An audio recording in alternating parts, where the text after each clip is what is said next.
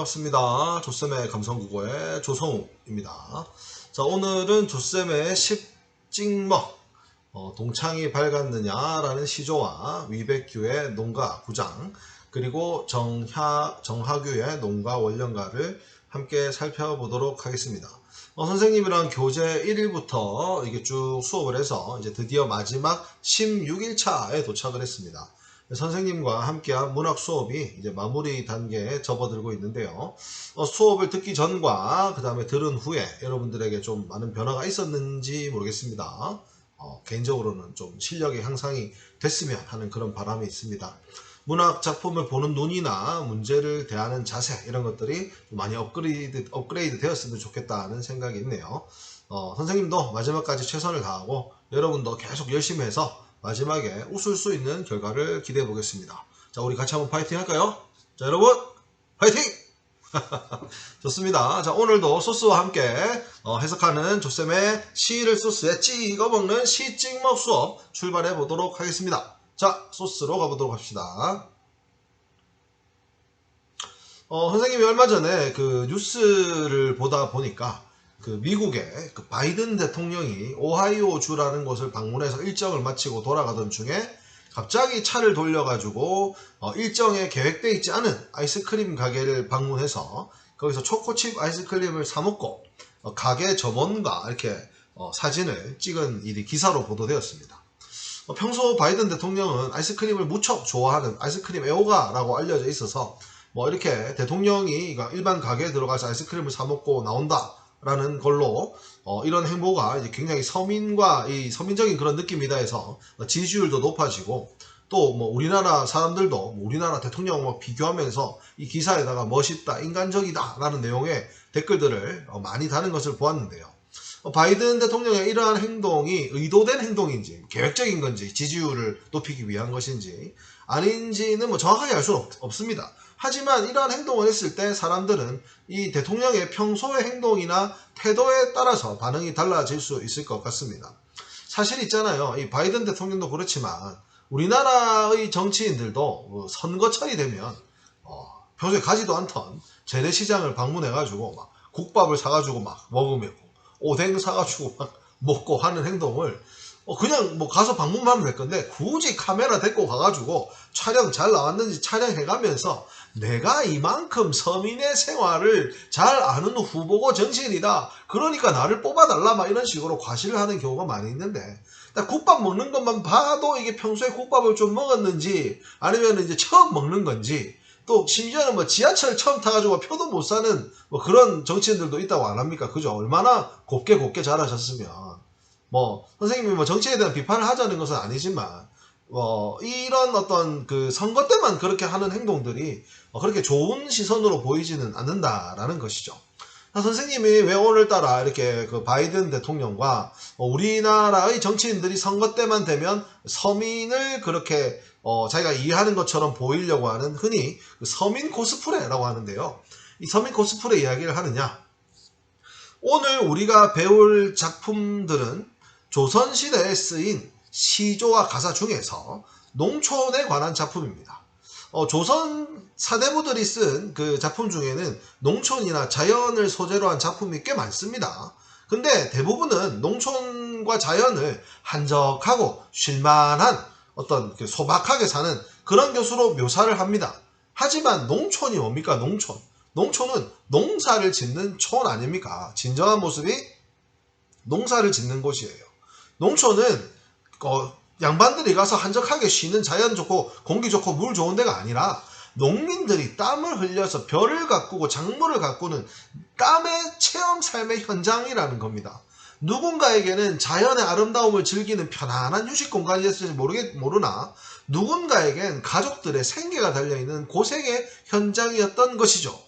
근데 여러분들, 오늘 배울 세 작품은 농촌의 그런 그 한적한 아름다움을 얘기한 것이 아니라 농촌의 진정한 모습을 노래하고 있다는 점에서 또 가치가 있는 그런 작품이라고 볼 수 있습니다. 그런 점에서 이 현실적인 작품이라고 할 수가 있는 것이죠. 문학적으로야 농촌의 한적한 아름다움 뭐 유유자적하는 모습을 쓴 작품들이 더 좋다고 할 수 있을지는 모르겠지만 실제 가치를 따졌을 때 그런 작품들이 좋은지 오늘 배울 농촌의 진정한 모습을 다룬 작품이 좋은지 쉽게 판단할 수는 없어요. 하지만 더 현실성이 있는 작품은 아무래도 뭐 오늘 배우는 작품들이 아닌가 싶습니다. 뭐 여기 나오는 이 사진은 그 썰전에 나오는 건데요. 이게 글자가 작아서 안 보이는데 서민 코스프레냐 민생 투어냐 이렇게 얘기를 하는 거예요. 그래서 이 왼쪽에 있는 이분은 그 평소에 서민처럼 살면서 그들의 삶을 들여봤어야 했다. 선거철에만 그렇게 하는 것은 옳지 않다라고 얘기를 하는 거고, 오른쪽에 있는 이분은 서민의 삶을 살지 않는 정치인들이 이런 기회를 통해서라도 경험을 고려하면서 서민의 입장을 이해하는 것이 필요하다라고 얘기를 하고 있는 겁니다. 글쎄요, 어느 게 맞을까요? 그럼 뭐 이렇게 토론으로 나눌 정도로 중요한 문제겠지요. 양반들도 농촌에 들어가서 농사까지 지은 양반들도 있습니다.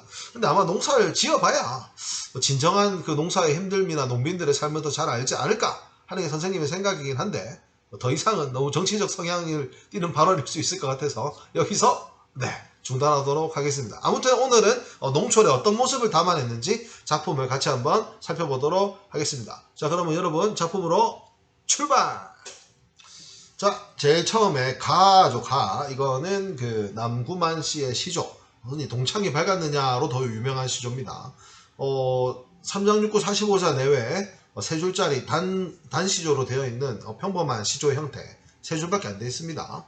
그리고 또 어렵지도 않으니까 같이 한번 읽어보기 전에, 자, 여러분들 지금부터 시간을 보자. 한 4분 정도 줄 테니까 세 작품을 읽고 문제를 풀어본 후에 선생님이랑 같이 읽어보도록 하겠습니다. 자, 그러면 여러분들 화면을 멈추시고 4분 후에 만나기로 해요. 잠시 스톱!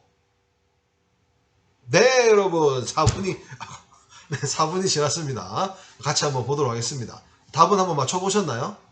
정답은 1번에 5번, 2번에 4번, 3번에 1번입니다. 다 맞췄어요? 네. 모든 지문에서 1개 이하로 틀려야 되고, 쉬운 문제는 다 맞추려고 노력을 해보십시오. 실력이 분명히 향상할 수 있습니다. 자, 그럼 같이 작품 해석하고 문제 풀이 해보도록 할게요. 먼저 첫 번째 작품, 굉장히 단순한 시조 형태인데요. 보도록 하겠습니다. 동창이 밝았느냐, 아침이 됐느냐, 아침이 밝았느냐, 노고지리라는 새가 우지신다, 새가 온다 라는 겁니다. 너무 어렵게 다 세세하게 해석하려고 하지 마세요. 소를 칠 아이는 상기, 아직 일었느냐, 아직 안 일어났느냐, 아침이니까 안 일어났느냐, 야, 그 소 치러 갈 그게 아직도 안 일어났느냐, 아이고, 야, 아직도 안 일어났냐, 제 넘어, 언덕 넘어 살의 긴 밭을 언제 가려고 하느냐, 야, 아직도 안 일어났나니 소 몰고 가야 되는데, 이 시를 보니까 선생님 그게 생각납니다. 작아진다. 아, 진짜 여러분들 아침에 작아진다 좀 하세요. 아침에 오면 선생님들 누구야, 아직 작아진다 안 했네, 빨리 해라. 이거 언제까지 해야 됩니까 도대체? 너희들은 한 명이고 한 번씩이지만 선생님 그 몇십 명이 어떻게 또 뭐 작아진단만 그럽니까? 온라인 수업하면은 또 출석을 안 해요. 출석만 하면 될 텐데 그것도 안 해요. 약간 그런 느낌인 것 같아요. 동창이 밝았다, 야, 아침 밝았다, 새는 온다, 소칠 금방 철수가 아직도 안 일어났나? 아니, 저 긴반 언제 다 가려고 하냐? 아직도 안 일어났냐? 라는 이런 시죠. 부지런하게 일찍 일어나서 농사일을 할 것을 권유하는 시입니다. 굉장히 간단한 시네요. 자가진단으로 한번 바꿔보고 싶네요. 자, 갑니다. 두 번째, 이제 리백규 씨의 농가라는 작품입니다. 농가. 이 농가라고 하기도 하고요. 그 농가 구장이라고 부르기도 합니다. 왜냐하면 이게 총 구수 9장으로 되어 있는 연시조이기 때문에 구장이라고 불러요. 우리가 저번에 배웠던 그 신계영 씨의 이 정원사시가 우리 저번에 배웠던 시 있거든요. 그게 농촌의 사계절의 풍경을 이야기한 거라면 이 농가구장은 풍경보다는 삶의 현장으로서 농촌의 실제적인 모습을 그려냈다는 점에서 약간의 차이가 있습니다. 아까 얘기했지만 일반적으로 사대부들은 농촌을 쉬는 곳이나 아름다운 풍경으로 바라봤는데 농촌의 건강한 노동과 그 노동의 보람을 또 긍정적인 시각으로 담아냈다는 점이 이 농가라는 작품의 의의가 될 수 있습니다. 여기 보면 2수, 3수, 4수만 나와 있는데 총 9수로 되어 있으니까 지문에 등장하지 않은 나머지도 한번 찾아서 감상하면서 농가가 전체적인 어떤 흐름으로 가는지를 익혀보는 것이 오늘의 과제 아닌 과제가 되겠습니다. 여러분 꼭 찾아보십시오. 자, 그럼 오늘은 지문에 있는 2수, 3수, 4수를 함께 살펴보도록 하겠습니다. 자, 도롱이에 홈이 걸고, 도롱이는 비옷이라고 합니다. 홈이 걸고, 뿔 굽은 검은소 몰고, 도롱이, 홈이, 검은소, 이런 것들은 어떤 농촌에서 볼 수 있는 어떤 일상적인 소재들입니다. 그만큼 이제 이 농가 구장이 그 농촌의 실상을 잘 드러내는 작품이라는 것을 알아볼 수 있는 거죠. 고동포를 뜯기면서 소몰고 포를 뜯기는 거니까 설마 이 소몰고 한 애가 막 이렇게 뜯어먹겠습니까? 소한테 포를 먹이는 거죠. 그리고 개울물갈로 내려가려는데 내려갈 적에 어디서 품진범님, 이 품진벗이라는 것은 밑에 보면 품앗이, 농사를 같이 짓는 거를 품앗이라고 하는데요. 농사를 같이 지은 그 벗님이 함께 가자 하는 거, 그러니까 결국 뭐예요? 이 농기구를 준비하고 소를 먹여가지고 이제 같이 농사 지으러 가는 겁니다. 보시면 이수니까 이제 농사를 지으러 가는 장면, 처음 시작 장면이라고 볼 수가 있겠죠. 자, 3수로 넘어갑니다. 둘러내자. 여러분들 둘러내자가 뭐라고 되어 있습니까? 휘감아서 걷어내자. 뭐를 휘감아서 걷어내느냐? 이제 필요 없는 풀들, 잡초입니다. 잡초 뽑자. 잡초가 우거진 고랑을 둘러내자. 발행이 엮기 풀, 이게 잡초입니다. 발행이 엮기 풀 역시나 잡초. 잡초를 고랑마다 쳐내자. 쉬 짙은 긴 사례는 잡초가 깃은, 하여튼 깊이 잡초가 있는 거는 함께 잡아서 뽑아내자. 안 뽑아지는 거는. 이 잡초를 제거하는 것을 김맥이라고 하는데요. 농기구 준비하러 가서 씨뿌를 뿌리기 전에 먼저 잡초를 제거해야 되니까 작업의 순서에 맞게 좀 지금 돼 있는 그런 느낌이네요. 김맥이 작업을 함께 하고 있습니다. 자, 4수로 넘어갑니다. 땀은 듣는 대로 듣고 볕은 쬐 대로 뗀다. 땀을 듣는다. 이게 무슨 공감각적 심사 이런 게 아니고요. 듣다라는 게 떨어지다라는 뜻입니다. 땀은 떨어질 대로 떨어지고 햇빛은 쬐 대로 쬐다. 엄청 더운 날이죠. 여러분들 요새 날씨가 더워지는데 교실에 가만 앉아있어도 덥잖아요. 근데 여러분들 팔 걷어 붙이고 이게 농촌에 일하러 가면 얼마나 덥겠습니까? 선생님도 대학교 때 그 농활이라고 농촌에 봉사활동하러 가봤는데 와, 아예 농부들의 아무나 하는 거 아닙니다. 정말 힘들더라고요. 하여튼 이렇게 더운 그런 장면입니다. 하지만 이렇게 땀 흘려서 일하는데요. 이거 보세요. 뭐는 뭐한 대로 뭐하고 뭐는 뭐한 대로 뭐한다. 요 대로를 기준으로 이 대꾸법이 사용되어 있는 거. 요런 게 대꾸예요. 나란히 놓는 겁니다. 선생님이 한 번씩 설명하고 있죠. 햇빛 속에서 땀 흘리며 일을 합니다. 그렇게 땀 흘리며 일할 때 이제 바람이 샥 불어오면 그게 그리 시원합니다. 맑은 바람이 불어오니까 옷깃 열고 휘 하면서 휘파람을 멋지게 부는데, 그러니까 막 일하다가 바람이 불어오니까 잠시 이렇게 팔 걷어붙이고 옷깃 열고, 옛날 사람들 아마 좀 몸짱 이런 거 있을 것 같은데요. 좀 다른 말이긴 하지만 탁 열고 이제 쉬는 거예요. 휴식을 취하는 거예요. 쉬고 있는데 어디서 길 가는 손님네 아는 듯이 머무는 거, 길 가는 어떤 손님이 이 농민을 아는 듯이 머물고 간다라는 건데, 이 구절에 대한 해석은 다양합니다. 누가 감시한다. 옛날에 이제 소장농이라고 땅을 빌려서 그 일을 할 때 그 중간에 관리하는 마름이라든지 이런 사람들이 와가지고 일 똑바로 안 하나 보는 그런 것일 수도 있고요. 그냥 옆에서 지나가다가 그냥 아는 사람이라서 들려는 걸 수도 있는데 이것만 갖고는 추측이 힘들지만 아무튼 지나가던 사람이 아는 듯이 옆에 서 있는 어떤 그런 장면을 농촌의 모습을 얘기하고 있습니다. 여기만 봐도 실제로 이제 농사를 짓는 장면이 많이 나오죠. 그래서 구수까지 보면 이제 더욱더 이제 농사를 짓는 그런 구체적인 장면들이 나오니까 오늘 집에 가셔서 꼭 집에 있죠. 집에서 인터넷으로 농가 구장 쳐가지고 나머지 부분들도 꼭 확인해 보시기 바랍니다. 꼭입니다. 꼭. 자, 그러면 이제 마지막 세 번째 정하규의 농가 원령가로 넘어가 보도록 합시다. 네, 세 번째 작품 정하규의 농가 원령가입니다. 여러분들 지난번에 있잖아요. 그 고려가요를 배우면서 그 동동이라는 작품 배운 적 있잖아요. 그때 동동이 선생님이 무슨 형식을 갖고 있다 했습니까? 이 원령체라는 형식을 갖고 있다고 하면서 이 원령체 형식의 대표적인 작품이 조선시대의 가사인 농가원령가라고 했습니다. 그 농가원령가가 이제 나왔습니다. 이 원령체라는 것이 1년 12달마다 그 각 달에 해당하는 내용을 적어서 이제 그 작품이 전개되는 형식이라고 했는데요. 농가 원령과 역시 서사와 결사를 포함하고 그 다음에 1월령부터 12월령까지 해서 총 14장으로 이루어져 있는 작품입니다. 농가 원령가는 1월에서 12월까지 뭐 그 서사랑 결사 제외하면 이런 구조로 이루어져 있습니다. 제일 처음에 절기를 소개하고 그 다음에 그 달의 어떤 느낌을 감상한 다음에 그 달에 해야 되는 농사 일을 얘기하고 마지막으로 그 달에 있었던 어떤 풍속들을 얘기하는 구조로 내용이 구성되어 있어서 이 실제로 이제 농가가 이제 농사를 짓는 농부의 집안이죠. 농가에서 일어나는 농사일과 그리고 농민들이 했던 명절 그리고 지켰던 절기 행하시는 풍속을 굉장히 자세하게 소개해서 원령체 중에서 가장 농민에 대한 정보를 많이 얻을 수 있고 짜임새도 튼튼한 작품으로 평가받고 있는 작품입니다. 원령체의 대표주자라고 볼 수 있어요. 또한 이 우리말로 지어진 노래고요. 이 농업기술 보급을 노래에 넣어서 시도했다는 점에서 흥겹게 노동요로 부를 수 있게 했다는 그런 의도 가지고 있습니다. 우리 교재에는 사월령이 지문에 등장하는데요. 이게 또 사월령 전체는 아닙니다. 1월령, 2월령이 각각의 월이 좀 깁니다. 그래서 이 가사는 원래 선생님 뭐라 했어요? 사음보의 연속체, 그냥 쭉쭉 늘어나는 거라 그랬죠. 그래서 가사가 대부분 길이가 길거든요. 농가 원령가도 전체 작품은 꽤 깁니다. 아마 다 보지는 못할 거예요. 하지만 우리가 사월령을 보고 있으니까 뭐 사월령이라도 다 보고 그 다음에 수능 기출로 나왔던 부분들이라도 조금 한번 봐놓는 것이 좋지 않을까라는 생각입니다. 자, 농가 원령과 사월령의 일부분 같이 한번 보도록 하겠습니다. 이게 사월령의 첫 부분부터 시작되고 뒷부분이 잘려있는 형태입니다. 4월이라 초여름 되니 입하소만 절기로다. 자, 아까 뭐라 그랬어요? 절기 속에 나온다 그랬죠? 이 4월은 초여름이고 입하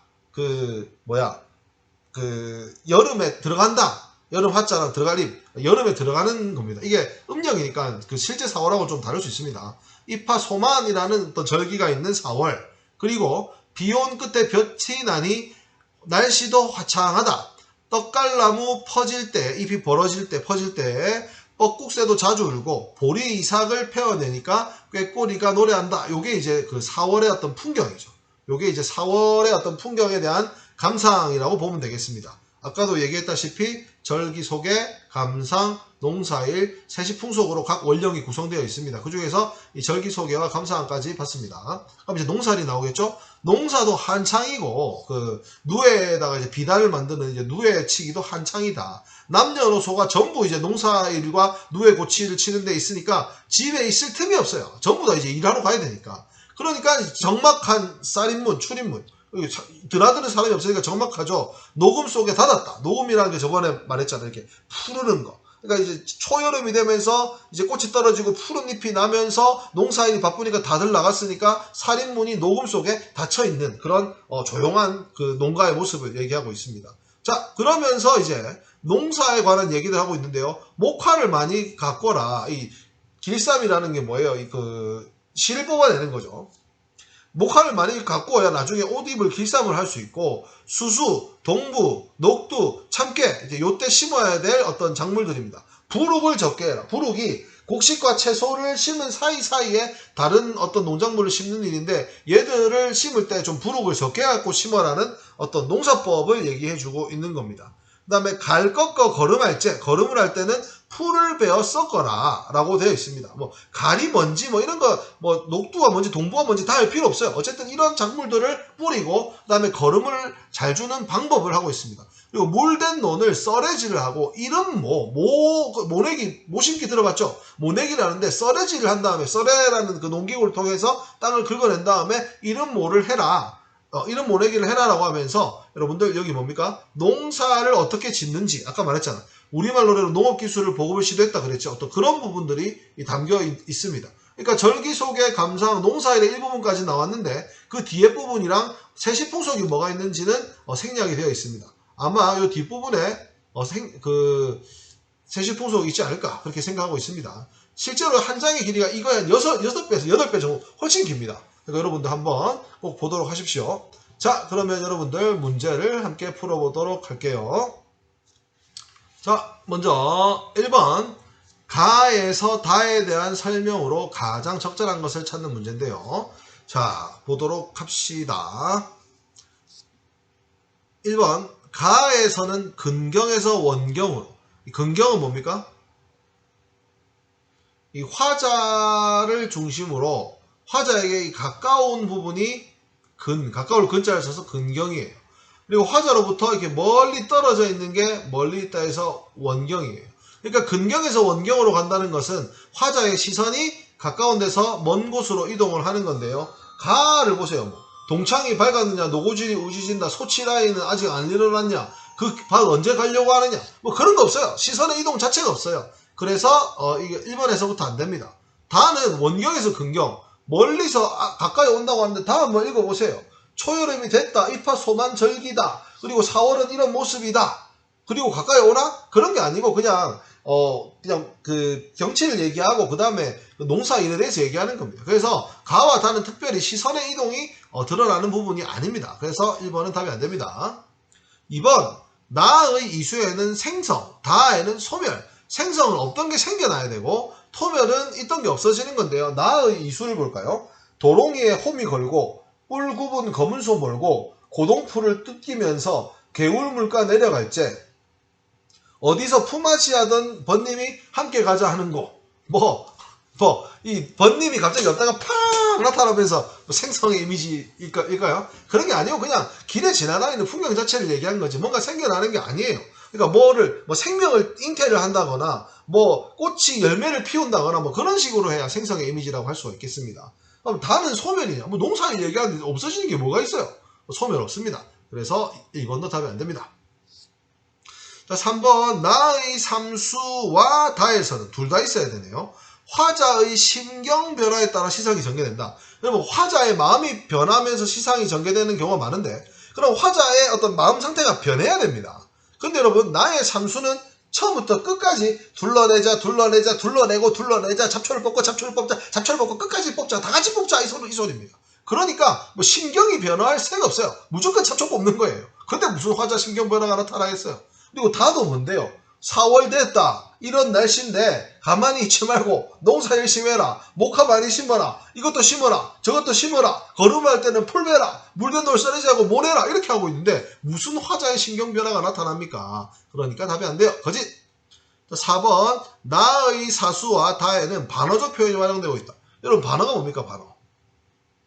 반어는 내 속마음은 A인데 실제로 표현은 A가 아니다. 반대로 표현하는 거예요. 반어 때 선생님이 자주 들은 예가 그건데요. 여러분들이 수업 시간에 이렇게 막 떠들고 있어요. 떠들고 있을 때, 야, 너 한 번만 더 떠들어.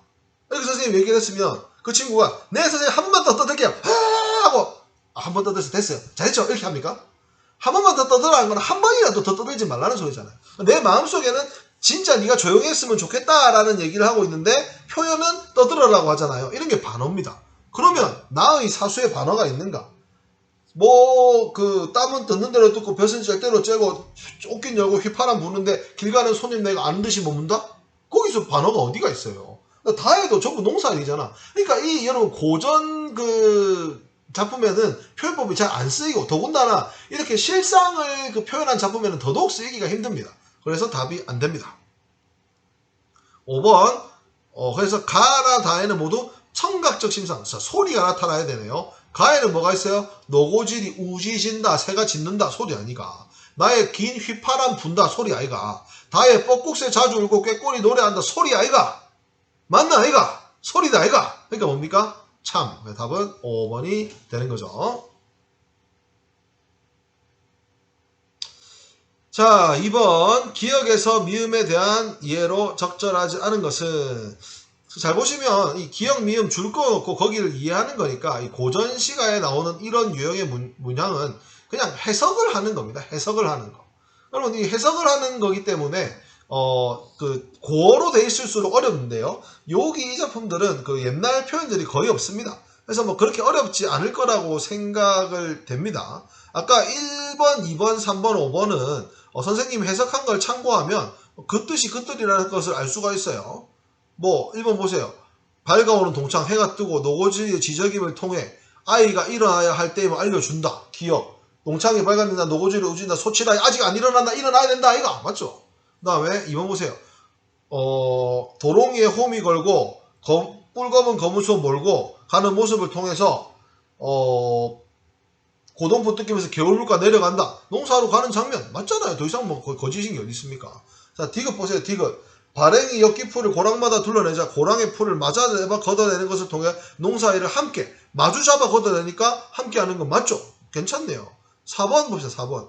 비온 끝에 볕이 나는 것은 화창한 날씨를 통해 좋은 때에 일을 해야 하는 괴로움이 드러내고 있다라고 하면, 자, 리을을 봅시다. 비온 끝에 볕이 나니 날씨도 화창하다. 여기 괴로움이 어딨어? 그럼 앞뒤에 괴로움이 있느냐? 떡갈비 퍼질 때 뻐국수에 사주고 보리이삭 피어내니까 꾀꼬리 노래한다. 새도 노래한다는데 새 노래하는 것처럼 우리도 열심히 일하자는 거 아닙니까? 여기에 괴로움이 어디 있습니까? 여러분들은 뭐 이렇게 날씨 좋은 날에 수업 들고 앉아있으니까 괴로울 수 있겠지. 문학작품은 나의 생각을 이야기하는 게 아니라 작가의 드러난 표현을 찾는 겁니다. 그래서 여기서는 괴로움이 전혀 드러나지 않기 때문에 사가 거짓입니다. 미음 봅시다. 미음. 적막한 살인문은 녹음 속에 닫았도다. 살인문이 푸르는 녹음 속에 이제 날씨가 좋으니까 닫혀있는 모습을 통해서 농번기에 집이 있는 상황 묘사 충분히 이렇게 해석할 수가 있습니다. 그래서 정답은 4번이 되겠습니다. 자, 그러면 이제 마지막 문제로 넘어가 보도록 하겠습니다. 자, 마지막 문제입니다. 나와 다 농가 구장하고 농가 원령가를 비교하여 감상한 내용으로 적절하지 않은 것을 찾는 건데요. 1번 봅시다. 요런 거 나오면 요런 거 잘 봐야 돼요. 나에는 나와 달리라고 하면 나에만 있어야 되고 다에는 없어야 돼요. 뭐가? 특정 시기에 재배하는 작물. 그러면 나를 보세요. 나의 작물이 뭐가 있는데요? 발행이 엽기 풀? 이 걷어내는 거잖아. 잡초예요, 잡초.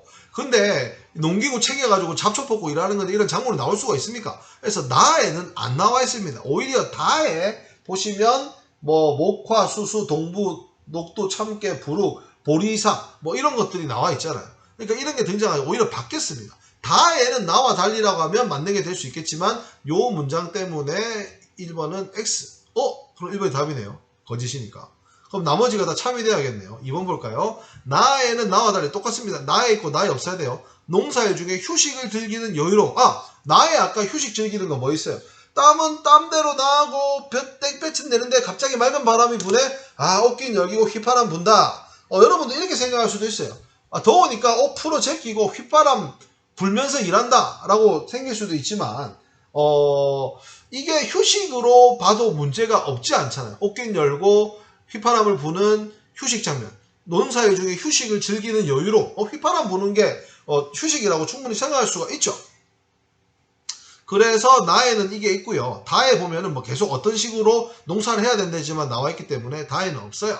그래가지고 나에는 다와 달리 있기 때문에 참입니다. 3번 다에는 나와 달리. 이번에는 다에만 있어야 됩니다. 먹고 입는 것과 관련한 농사일. 나에는 먹고 입는 게 아니고 전부 뭐였어요? 그거 김 매는 거, 잡초 뽑는 것만 나와 있었잖아. 근데 다에는 길쌈, 옷을 입는 목화, 그리고 입는 거, 수수, 동부, 녹두, 참깨는 먹는 게 나오기 때문에 3번은 참이 되겠습니다. 4번 나와 다의 화자는 모두 노동의 현장을 주목하고, 이거 아까부터 쌤이 계속 얘기한 거잖아요. 일반적인 사대부들의 시조와 달리 가나다는 전부 농촌의 실생활, 특히 나와 다는 농촌의 실제 농촌의 그런 일하는 모습들까지 드러나 있는 작품이니까 참이라고 볼 수 있겠네요. 5번 나와 다의 배경은 모두 농부들의 일상적인 삶의 모습을 보여주는 공간. 아까 선생님이 얘기했다시피 이 두 작품의 특징이죠. 뭐 이걸 모르고 들어갔다 하더라도 읽어보면은 뭐 나에는 도롱이, 호미, 검은숯불, 고동풀, 김 매는 거, 그 다음에 다에는 뭐 농사 한창, 누에치기, 남녀노소, 몰두, 목화, 수수, 동부 이런 걸로 나오는 걸 봐서 농민들의 일상적인 삶을 보여주는 것을 충분히 추측해낼 수가 있습니다. 그래서 참이 되고 적절하지 않은 것은 1번이 되겠습니다. 자, 여러분 이렇게 해서 16일차까지 16일차 첫 번째 작품까지 다 해봤습니다. 여러분들 한 페이지 넘기시면 130쪽에 4번에서 6번 요게 다음 시간에 할 건데 이게 드디어 여러분들 선생님 진도의 마지막입니다. 그래서 여러분들 중간고사 시험 범위는 중간고사 시험 범위가 어디겠어요? 기말고사. 기말고사 시험 범위는 중간고사 쳤던데 다음부터 다음 시간에 할 그 16일차 4번에서 6번 문제. 그러니까 페이지로 따지면은 어디까지죠? 네, 133쪽. 133쪽까지가 있는 중간고사 이후에 선생님과 함께 수업했던 시작품 부분이 기말고사 시험 범위가 되겠습니다. 시험에 관한 정보라든지 그 다음에 그 기말고사 정리 이런 것들은 서술형 평가 대입비법 이런 것들은 다음에 정리를 해서 알려주도록 하겠습니다. 그리고 여러분들 지금 그 문학 수업 일기 요게 진행이 되고 있는데요. 너무 그 기한을 뒤로 밀어버리면 여러분들이 또 시험 공부에 방해가 되고 계속 연기가 될 것 같아서 여러분들 언제까지로 하냐면요. 여러분들 이번 주가 온라인 수업 주간이지 않습니까? 어디 갔냐? 달력이 없어져 버렸네. 달력을 띄워볼까? 이번 주가